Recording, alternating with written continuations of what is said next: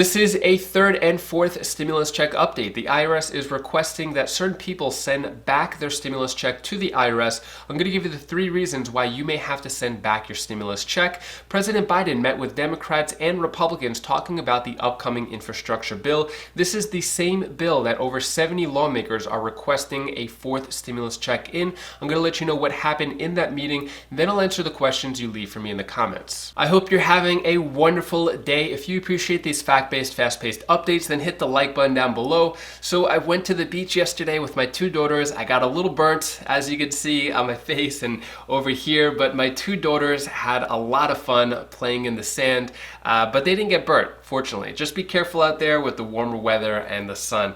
Let's get into it. So Ohio prison officials have wrongly diverted stimulus checks to pay for fines and fees, and now there is a lawsuit because of it. So I've been covering this story for a few weeks in different states about prisoner stimulus checks being garnished for restitution, but now there's a problem with Ohio. So Ohio's prison system has been unconstitutionally garnishing thousands of inmates relief money to pay for fines, fees, and other debts. Now the problem here is that there is a lawsuit because of it, because it claims that the state's prisons agency policy to seize any money an inmate receives above $500 is a violation. So because those stimulus checks were $1,400, it violated it being over $500. Let me know what you think about this down in the comments below. Is this a big issue? Should Ohio prisons have garnished those stimulus checks? Should they not have garnished it? Should have gone towards restitution? Should they done less than $500? Let me know your thoughts on this down in the comments below. It's kind of a sticky situation.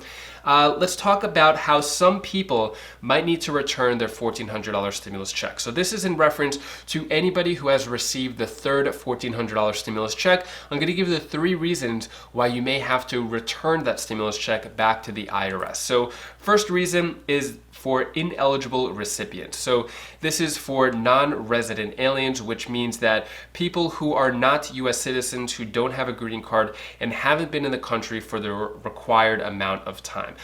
So those people should have to are expected to send back the $1,400 stimulus check. Second reason, unable to cash the check because of a loved one that passed away. So stimulus checks can't be cashed because the person whose name is on the check has died or passed away. So basically, this refers to married couples. If both their names are on a stimulus check, but the loved one passed away before January 1st of 2021, then that stimulus check has to be sent back to the IRS. This is causing a lot of problems for widows and widowers. Let me know down in the comments below. Should the widow or widower be able to keep that stimulus check, or should they have to send it back to the IRS?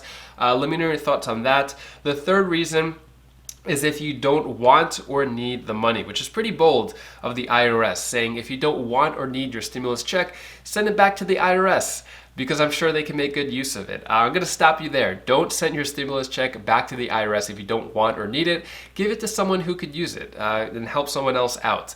But if you're watching this, I'm pretty sure that doesn't apply to you. Moving on, let's talk about the Fema $9,000 funeral credit. So Fema became live yesterday with the funeral credit and was overwhelmed by calls on the first day to apply for the $9,000 credit. So here is the Fema website right here. Looks like a lot of people weren't able to get through. So if you had a loved one who passed away because of COVID, then you could get a $9,000 credit for it. But they're having technical issues, and they're saying people are getting a busy signal, and also there is no deadline to apply. So to apply, you could only do it through a phone number. This is the phone number right here, and they're only open between 9 a.m. 9 p.m. Eastern Standard Time. So if you are having issues, probably best to wait a few days, because the phone lines are probably really busy. And if this does apply to you, my condolences to you and your family for loved one being passed away. Next, let's talk about the meeting yesterday. So Biden met with bipartisan lawmakers about infrastructure yesterday, Monday, and this is the same infrastructure plan that over 70 lawmakers want to have stimulus checks in it. So this is also known as a 4th stimulus check. So one of the plans that's going around for a 4th stimulus check is from House Representative Rashida Tlaib, which would give $2,000 up front and then $1,000 recurring monthly payments until the pandemic is over, and then even a year after the pandemic is over. Let me know what you think about that plan. Is that a good idea? Is it too much money, too little money, or is it just right? Let me know your thoughts on that. So another big hot issue in this infrastructure plan is the corporate tax rate. So they want to increase the corporate tax rate from 21% to 28% to pay for this $2 trillion stimulus package or infrastructure plan. Here is the White House talking more about the corporate tax hike. Yes, you talked about paying for the infrastructure bill. Is the president set on raising the corporate tax rate as the way to do that, even though Republicans are saying it's a red line, or is that also open to negotiation? It's all open to negotiation, but I will say that having corporations pay their fair share, raising the rate to a rate that is still lower than it has been, aside from a few years since World War II, the President feels is an entirely reasonable, appropriate, effective way to pay for this package. There are other proposals that have been put out there, including user fees. The president doesn't feel that we should pay for this package on the backs of the American people, but he's certainly eager to hear ideas from Democrats and Republicans on alternatives. As the infrastructure negotiations start, President Biden said that he is flexible with the tax rate hike. Here is more on what President Biden said right before the meeting, and then I'll give you the details of what happened in that meeting. I think that's why we're here. It's a bipartisan meeting here. We got the dean here. Don Young is here. We got the dean. So everything's going to be all right. But all kidding aside, I'm prepared to negotiate as to how the extent of my infrastructure project, as well as how we pay for it. But if we get in a serious conversation about how to do that, I think everyone acknowledges we need significant increase in infrastructure. It's going to get down to what we call infrastructure. Some people don't think that, I'm not suggesting anybody here has that view, but there's a lot of folks saying that the fact that we have millions of people not able to drink water because there's lead and it's coming through lead pipes, I think that's infrastructure. I think broadband is infrastructure. It's not just roads, bridges, highways, etc. That's what we're going to talk about, and I'm confident everything's going to work out perfectly. President Biden is saying that he wants to negotiate with Republicans, which means that this bill could take up to a year to pass because, as we've seen with anything in the past, with past stimulus packages, if Republicans and Democrats are negotiating together, it's a long, drawn-out process. Now, Republicans know that the Democrats could pass it through reconciliation, but President Biden insists that he's willing to work with Republicans on this plan. So some of the things that were said at the meeting, Senator Alex Padilla said, nobody stormed out yelling no. One Republican said that those are all the exact words that I wanted to hear going into the meeting, referring to President Biden being willing to negotiate in terms of the corporate tax hike. And then also, one more quote here, Senator Roger Wicker, Republican from Mississippi, said that President Biden was highly engaged and the meeting went well, but reversing the GOP's corporate tax cut is a non-starter. He says, I view the 2017 tax bill as one of my signature achievements in my entire career. It would be an almost impossible sell for the president to come to a bipartisan agreement that included the undoing of that signature.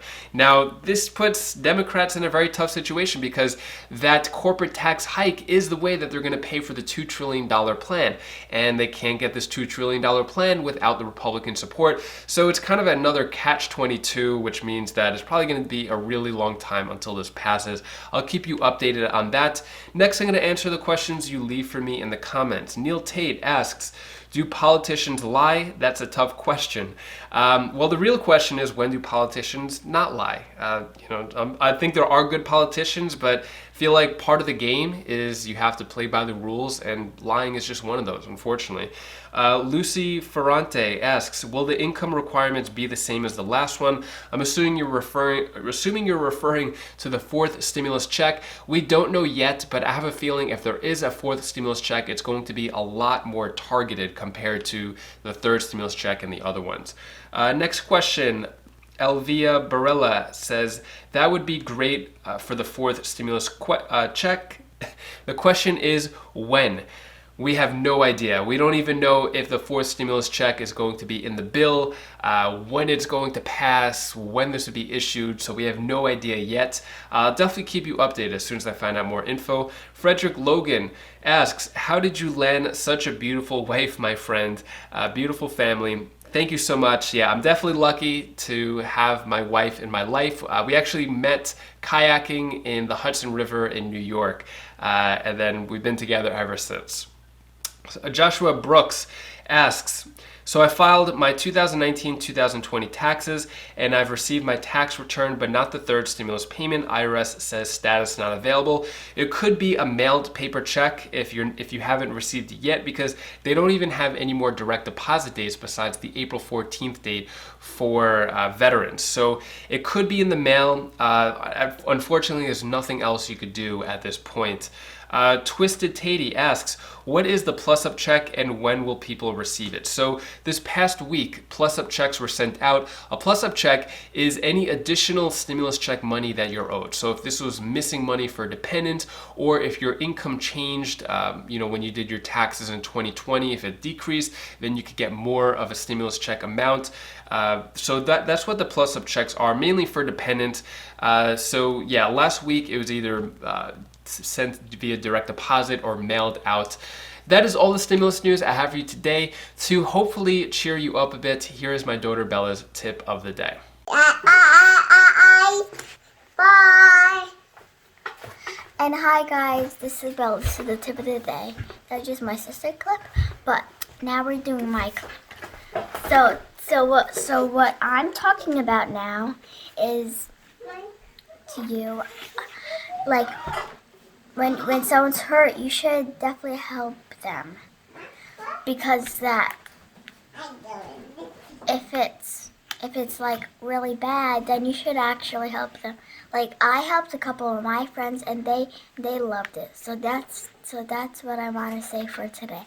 Bye. Thank you so much for watching up until this point. If you want to catch up on some other stimulus updates, you could click this video over here, or you could click this link over here. It's on my Wise Sense channel. It'll give you the best ideas of how you could make money, save money, invest money. So click either one of these videos right now, and I'll see you in the next video. Take care, be safe. Thank you for watching.